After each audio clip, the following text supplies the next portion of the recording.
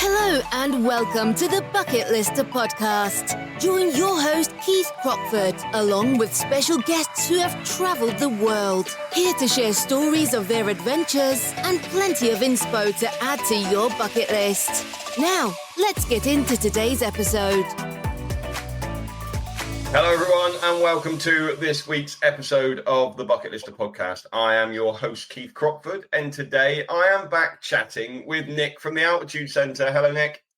How are we, Keith? Nice to see you again. Nice to see you again after, well, it's only been a couple of weeks since I last saw you. We had a weekend up in Birmingham at the National Outdoor Expo, which was nice to have you guys on the stand with us and giving people kind of a look at what you guys offer, really. I think it was really useful for people who were coming up and wanting to have a chat about Everest Base Camp or Kilimanjaro. Then we could pass them straight on to you to chat altitude. So I think it was really worthwhile. Yeah, I think people enjoyed it. I think it gave them a chance to have a chat about the mountains, think about the altitude, have a chat about how to kind of train at home for it, get themselves ready. So when they go out there, they can have as much fun as they can and kind of, as we said, tick something off the bucket list. And obviously you are in your super busy time at the minute at the Altitude Centre because obviously Everest season is fast approaching, but also Marathon des Sables is just heading off, isn't it? Yeah, as you can tell by the state of me, we've just finished with the MDS teams. So they've all headed out. They flew, they must have flown yesterday or the day before. So it's a bit of a down day in the office day. Everyone's quite literally having a breath. And then we've got to psych ourselves up to clean our heat chamber, which we're currently drawing straws for. So fingers crossed I don't get that one. And that's what I think we should talk about today, really, is talk about heat. Because obviously, you've just come off the busy period of getting people ready for the Marathon des Sables. For those who don't know, 7 marathons across the Sahara Desert. And, it's one hell of a challenge that you really need to prepare for. And obviously we did a podcast probably last year now, I think, with Rory Coleman, who coaches a lot of people on their Marathon des Sables journey. But obviously, we're not sending people out to the Marathon des Sables, even though that might be on your bucket list. But we do send people to some very hot places. And even when you think about some of the places we do go in, maybe that they're not going to be that hot, they actually are. I mean, you think at the start of a Kilimanjaro trek, you're in the rainforest, it could be in the low to mid 30s and very humid. And obviously when you've come from the UK, that's a bit of a shock to the system to start walking, isn't it? Yeah, it can be. And there's a couple of places around where it does get quite hot. Kili's one, Pakistan's another. If you go climbing in Pakistan in June, it can be, 30, 40 degrees in the Karakoram. And it's a different sort of heat than what we're used to in the UK. Thankfully, we don't work people as hard in the mountains as they do in Marathon des Sables. So it's not a massive issue that we have to think about. But I think people can still just be smart about it and just have a bit of an understanding about what they need to do just to make sure they make their own lives as easy as possible. But at the end of the day, sometimes going for the sunshine is while we go on holidays. So it's never a bad thing. No, exactly. So if we look at it from a Marathon des Sables perspective, how are you training people then at the Altitude Centre? Obviously, they're not going to altitude, But how are you training people for that event? Yeah, so we're really lucky. On site, we've got what's known as an environmental chamber. So alongside our main altitude chamber, so anyone that's been to site, that's the big glass room that people might have seen, or the big glass window, should I say. And in front of that's a little white chamber, and that's environmental, so that can do both heat and altitude. So we're quite lucky that we've got the facility on site. Where we come in for most people's MDS journeys, they will do all the training, all the work, absolutely everything they need to do in terms of the mileage. And as Keith said, MDS is 250k over 7 days. So it takes a fair amount of training. Where we come in is in the last kind of 10 to 14 days and what's known as heat acclimation. So the same way people acclimatise to the mountains to reduce the risk of altitude sickness, you can acclimatise to heat to reduce the risk of heat-related injuries. So either heat stress or heat stroke are the two most common ones that people are aware of. So from an MDS journey, we only typically started seeing people mid-March. And then we had a really busy 14 days where we had about 150 hours of heat acclimation booked in within about 10 days of office time. I think we were going through the stats. I think something like just over 1,000 Ks had been run in our heat chamber. Average temperature over those 150 hours this year was about 41 degrees. So pretty warm. I think it was something like 350 to 400 litres of sweat that were produced. It might actually be a little bit more than that once we run all the numbers. So yeah, it's a different way to train. It's a very unique way to train, and heat acclimation's only needed for very specific events. MDS being one. If we look at other bucket lists like Ironman Kona, so if you've got any Ironman athletes, Ironman Kona is obviously the world champs. You've got that challenge. Roth is another one. UTMB, so racing in the Alps and things like that in summer. And then we do a few more niche parts for heat acclimation as well. So football players, rugby players, done stuff in motor racing and things like that as well. But yeah, it's good fun and a little bit different. So in terms then of, what do people need to think about? Obviously we do a Sahara Desert trek, 80 kilometers over 4 days worth of trekking in the Sahara. We do go February, November time, but you can still get good temperatures in the desert at that time of year. It can be into the 30s when you're trekking. Like, what are the heat related things that people need to consider when they're doing one of those trips? Yeah, I think that the big thing is people doing bucket list trips over the Sahara Desert, stuff like that, don't really need to worry about the level of heat acclimation that we do for MDS. It's not of concern, and the level of risk is incredibly low. So it's not something we need to do from like a standalone point of view. But in terms of kind of what people can do to be safe in the heat, it's probably a threefold approach. Number one is thinking about hydration. So getting themselves kind of in a position where they know and are ready to drink quite large volumes of water. As I said, if you're going to be sweating, 1.5 litres an hour, if you're walking for 6 hours, you need to drink a fair amount of liquid to get that in. The second is just being safe in the heat. So just thinking about the type of clothing you're going to wear in terms of stuff that can help you lose heat, wick sweat away, sun hats, trying to wear light colours rather than dark colours because they won't absorb the heat as much. Obviously goes without saying, stuff like sun cream is really important, and that obviously follows through to Everest Base Camp, Kili and things like that as well, because even at high altitude sun creams you need to think about. And then if people are worried about the heat or have thoughts about it and want to do a little bit, the best thing and the easiest thing to do is if you've got a local gym, just go and sit in the sauna. The couple of days leading up to the trip, go and spend a couple of hours in the sauna, every day, every couple of days. If you can do it within the last 5 to 10 days, that'll be absolutely great. And what you'll do there is you'll just start acclimatizing your body to the heat just a little bit, just to take the edge off. It's a nice, easy way to do things. It's nothing too serious, nothing too intense. But for those that do want to do a little bit extra or slightly worried, just go and jump in the sauna. That'll be the best way to do it and the easiest way to get ready. And what about, I hear it so often where people say, I just can't drink that volume of water. Yeah, that's a really difficult one. Like when you're sweating that much, you will want to drink more. Like you will do. It's natural instinct. When you sweat, that's part of the heat loss process through evaporation. So the volume of blood will literally go down because you're losing liquid. So that thirst instinct will be kicked in. The big thing after that is just try to stay on top of it. We tend to say to a lot of our MD athletes, and we work with them a lot on their hydration strategy, is either just set alarms on your watch or at certain points in the day, just double check to see how much water you've drunk. So, for example, if you know you need to drink 4 hours over your trek and you get 2 hours in and you've only drunk a third of it, you're probably slightly behind. So just as you do with altitude, just trying to make those conscious decisions and just think about eating and drinking, just do the same thing in the desert. Just double check you've drunk enough at certain points. If you feel like you need to drink, really make sure you have it. And it will come quite naturally to you, to be honest, just because of the volume that you need to put in and the amount of sweat that you're losing. Yeah, it's always, I always say to people the hydration packs that people have in their rucksacks. Like, although they're great that you can drink on the go as you're walking, I also think they're a bit of a pain in terms of not really knowing how much water you have drank. And the number of times, I'll say to someone, like, they'll have a headache at the end of the first day on Kilimanjaro. Yeah. And they're like, I think it's the altitude. And I'm like, well, how much have you drank today? And they're like, well, I've been drinking all day. And they pull their hydration pack out of the back of the rucksack and it's still, 3/4 full. And I think the problem is people sip and, they don't actually properly take a drink, do they?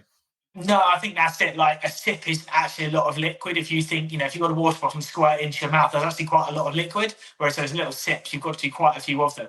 I think a combination is best. When you're moving, having those sips is really easy and it encourages you to drink little and often. But yeah, having actual proper water bottles like the water to go ones then you can stop and actually drink from.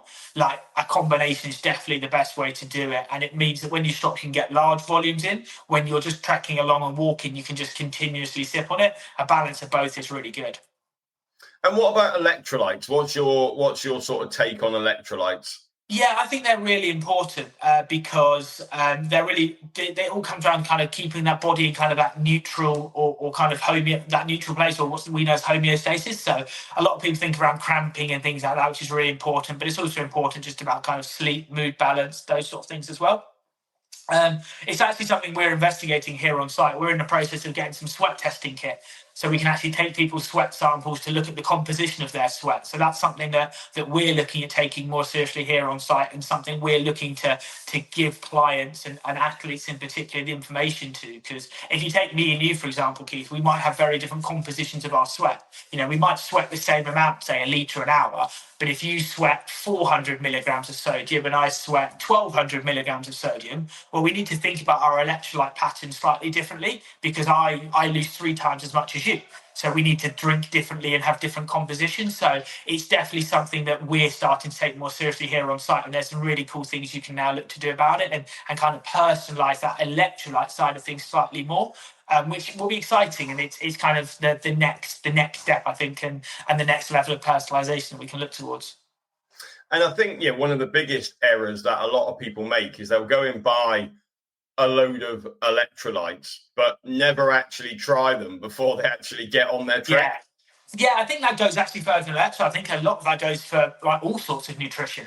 Like, we've had people turn up to site the day before they go and climb Kili with this brand new bike they've never eaten. And it's like, well, that probably should have been tried a few weeks ago.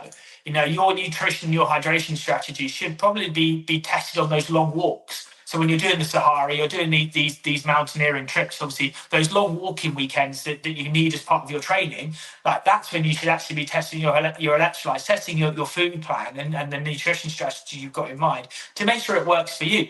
Because the last thing you want to do is get out to the mountain and find that it doesn't actually suit you, it doesn't work, and it causes GI issues or stomach upsets, or you don't like the taste of it, or those sort of things there. Like, plan in advance, and by the time you actually get out to the trip, you should know pretty comfortably what works for you, what doesn't. And people will find, like, just because one brand's electrolytes don't suit you, another brand's might. So don't give up because the first one doesn't work for you. Like, every brand is slightly different, and find the one that suits you best. Yeah, and I think I see it more so, I think, with like the energy gels that people will take. And they've never used them before, and then suddenly they'll start getting stomach cramps, or they'll feel sick, or it's just so important that like, you wouldn't go and start trekking with a brand new pair of boots. Exactly. It's exactly the same in that sense, isn't it?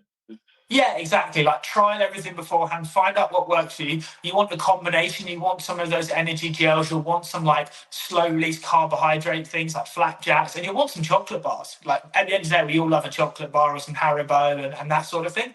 But as I said, like, those long walks, those long weekends that you head out to the mountain, do it all then. Take your boots, take your rucksacks, take your hydration, take your nutrition, and just test it all. Find out if it works for you, because you'd much rather get stomach cramps in Snowdonia than Kibo Huts or something, because it's a lot easier to deal with something with, and you want to control the controllables, and don't do something you've never done on the mountain or in the desert, because it puts the trip in jeopardy, but it can just be a little bit more uncomfortable than it needs to be.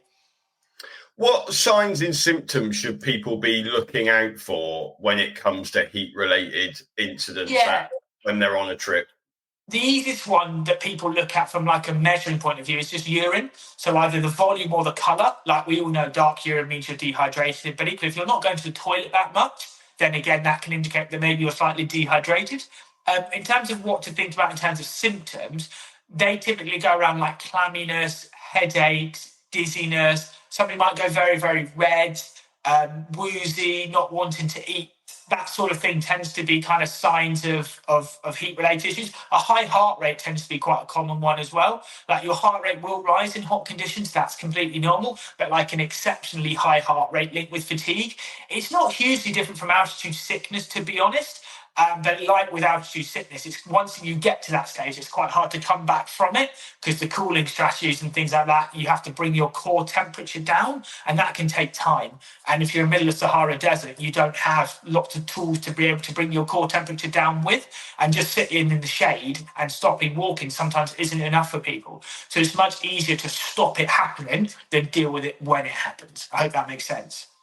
Yeah, I mean, and it's silly things, isn't it? Like I always advise my groups to have a buff around your neck and just keep getting that buff wet so it stays. Yeah.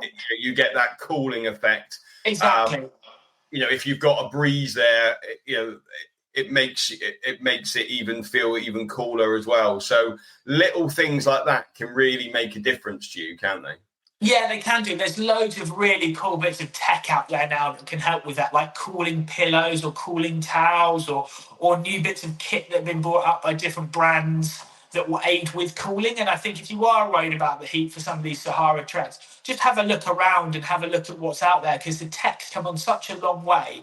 We've gone away from the cotton t-shirts or even the synthetic t-shirts like the one I'm wearing underneath this, through to some actual bits of kit that are specifically made for the heat. Like you get your down jacket that's specifically made for the cold. You now can get t-shirts and stuff that are specifically made for the heat. So as I said, like it's not going to be super hot. You don't need to treat it or go to the same level as an MDS runner would do.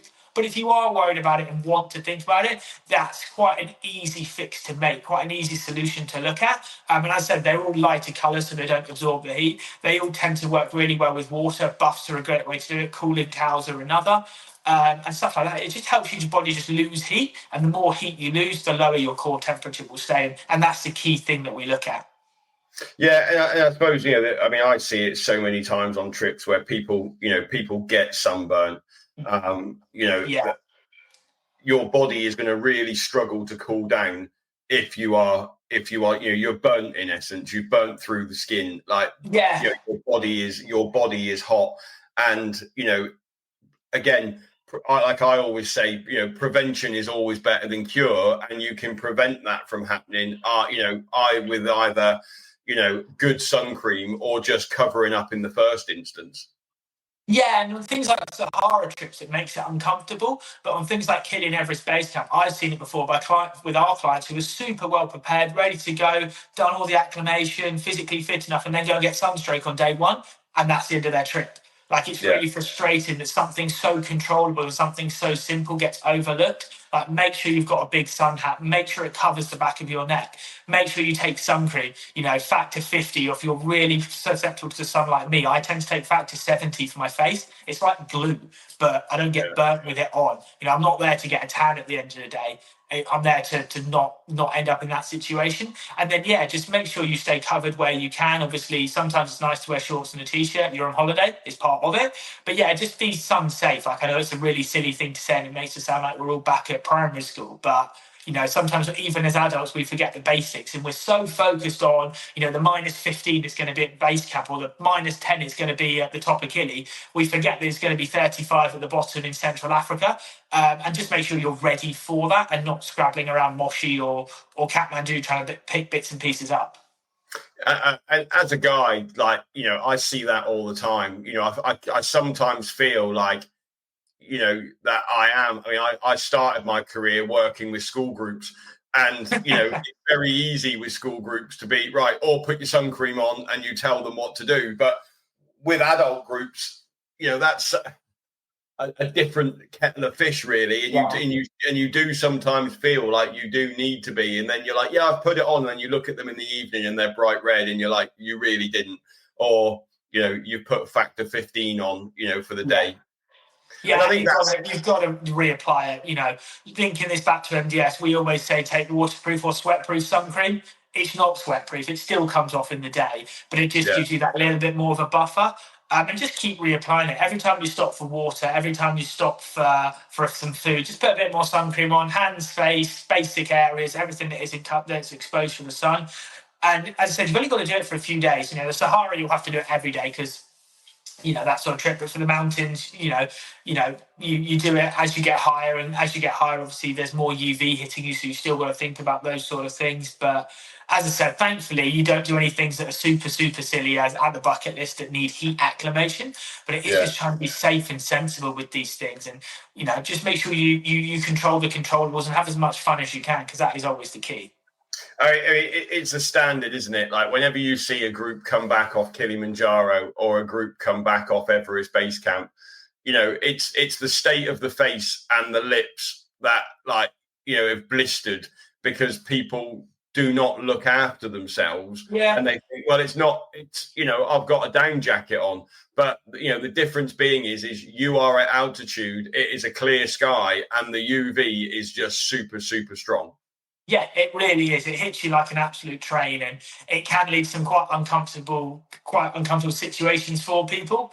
And it's just about being safe and sensible about those sort of things. And again, just planning in advance. Like, you've got to think about the sun and you've got to think about the cold when you go to the mountains, which is really counterintuitive. Like, you need those decent glasses. I think they're UV4 that the current recommendation is for. Yeah, for rating. So, there are some really, you might not look the coolest cat, but it's a lot better than having a banging headache all day. And it's just about trying to make those decisions. And, I think I'm definitely guilty of it as well. But you always think about the cold and trying to stay warm, but you forget about trying to cool down. Like when we went to Toonkat with you guys in November, it was -15, -20 at the top, but it was 25 degrees in Imlil. And we were absolutely boiling in shorts and a t-shirt, had to get changed in the refuge, and then had to get changed back again after summit to walk back down.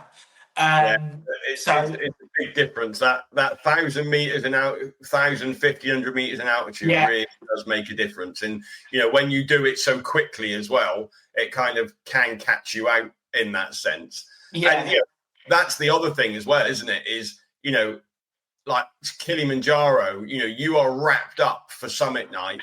And then on the way back down, once that sun comes out, you really do need to strip off. Like you can't be wearing all of that clothes because, again, that's just going to bring on a heat-related issue to you if you continue to be like that. Yeah, and actually, some people actually think that, I feel hot, but I'm not hot. I must be cold. It must be cold. And the sun is that strong that before you know it, you're absolutely cooking. And, if you're feeling hot, that's normally, unless you're exceptionally cold, normally a sense to start to strip off. And that's where, again, just having some kit with you and being able to plan in advance and pack that rucksack properly just gives you that flexibility. It's the same as, if you're doing a Sahara trek, make sure you've actually got kit with you because, yes, it's really hot in the day, but at night it can actually get really quite cold. So make sure you've got a lightweight down jacket that you can pull out and throw on really quickly, because as soon as that sun goes down, it gets really, really cold. It drops from 30, 40 degrees down to 10 or 15 degrees. And it's such a shift. It feels so, so different. Well, I was doing one of our meets for one of our trips that's departing next week. They're heading off to Costa Rica next week. And I did their farewell chat last night in the final Q&A. And, I said to them, make sure you have got a couple of warm layers with you, because the difference being is at the minute, it's, high 30s, very humid during the day. And even though it might still be warm in the evening, because your body has got so hot during the day, you are going to feel cold, even though it's actually still quite warm. The temperature difference will just make you feel, you'll feel colder anyway. Yeah, exactly. And it's just about just having all the kit and just being a bit prepared for it. And just, as I keep saying this phrase, but just planning ahead, just thinking about what you're going to need. And you'd rather take one extra lightweight jacket that stuffs into a sack that's that big and be able to stay warm than be sitting there wishing you had it and shivering whilst everybody else is nice and warm. Yeah, and that's where layers are just so important, isn't it? Having lots of layers, whether you're going hot or whether you're going cold. You know, you can always be prepared if you've got layers. It's much better to have several cheaper layers than one or two really expensive layers. Like the brand on the outside of your jacket at the end of the day doesn't matter. As long as it's the right fill, it's the right setup and stuff like that, then you're all good. It's having those multiple layers within yourself that's really useful. Like we work with Montaigne here on site, and like it's having a t-shirt, a fleece, a light jacket, a light down jacket, an insulated jacket, and just having those options available to you. So, you know, when I open my wardrobe, no matter what time of day, I can pick out the layers that I need, rather than having one massive jacket that I'm relying on. I've got lots of bits underneath it that then just gives me flexibility. Well, exactly, because, you know, if you've only got one thick jacket with you, you sit there and you go, well, I'm too hot with it on, you know, and I'm too cold if I take it off. Like, you've got no... Yeah. And that's before it gets wet, when it gets rained on, and then suddenly you've got no jacket at all. Yeah, exactly that. So what's the biggest piece of advice you can give people then, Nick, if they're heading to heat? And that's not necessarily trekking. Like, you know, like I said, we've got a Costa Rica trip going out. That's whitewater rafting and tubing, but they're still going to a hot place. I think the biggest thing is just around hydration and the electrolyte side of things. Just make sure you drink enough. Like, we're all really rubbish at drinking enough. Like, even when we're told to, we still forget to do it. And if you are going somewhere where you are going to sweat more, just make sure that you've got some electrolytes with you. Just, you know, if you're doing something like whitewater rafting, that's really hard work. So make sure the sweat rate's going to be high there. And make sure you've got your water. Just think about it. Just say, right, you know, I'm probably going to have to drink more. Make sure I've got the ability to carry that much water and drink it. And then the second thing is just think about the type of kit you're going to take in terms of the colour of it and the material of it. So make sure it's light in colour, make sure it's lightweight, and make sure it's got the ability to wick or kind of lose sweat from. Like, cotton is really not something you want to be wearing. Like, you want to be looking at these modern technology t-shirts, or if you want to go further, like those hot environment specific bits of kit. They'd be the two bits of advice. Like, plan your kit and just think about what you're going to drink and what you're going to put in that water to replace the sweat. Brilliant. Well, thanks ever so much, Nick, for coming on today. It's been, you know, I'm sat here. The sun's not out today in North Devon, although looking at the forecast for the next sort of 10 days ahead, I think we are going to have some nice weather. But obviously it's not going to be as warm as the guys that are heading out to MDS at the minute. No, so I'm not jealous. It could be very warm out there this year. So it looks like mixed weather this year. There's reports of rain for the first time in a long time in the desert. So that could throw a spanner in the works. But MDS will always live up to the reputation of the hardest foot race on earth. Yeah, brilliant. Well, like I say, Nick, it's been great having you on again. I want to get you back on in the next couple of weeks as well and do another chat about training for altitude. Yeah, we can have a chat post Everest season when I'm fully done for spring, and when they're all out on. Yeah, we can have a chat about that and go from there. Perfect. Well, thanks ever so much. Hope you've enjoyed this episode of the Bucketlister Podcast and you have found it useful and you can take something away from what Nick and I have been talking about, you know, making sure you stay safe if the weather is that little bit warmer. But I'll be back next week with another episode. But until then, thanks very much and goodbye. Thanks for listening to this episode of the Bucketlister Podcast. Be sure to click follow to be alerted for next week's episode. For more travel inspiration, check us out at www.thebucketlistcompany.co.uk or follow us on socials. See you next time.